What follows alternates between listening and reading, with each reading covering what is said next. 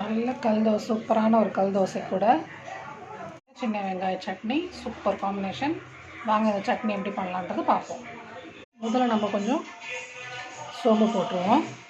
அடுத்தது கொஞ்சம் சின்ன வெங்காயம் போட்டுப்போம். சின்ன வெங்காயத்தை நல்லா வதக்கி விட்டுடலாம். அடுத்தது பச்சை மிளகாவை கட் பண்ணி போட்டுப்போம். இது மாதிரி 4 ஸ்ப்ளிட் பண்ணி போட்டு விட்டுருவோம். நல்லா வதங்கட்டும். இப்போது வெங்காயம் தக்காளி நல்லா வதங்கிடுச்சு.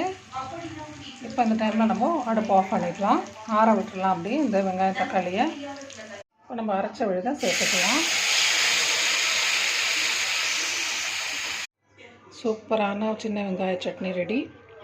இட்லி, தோசை எல்லாத்துக்கும் நல்ல ஒரு காம்பினேஷன். ரொம்ப ஈஸியும் கூட.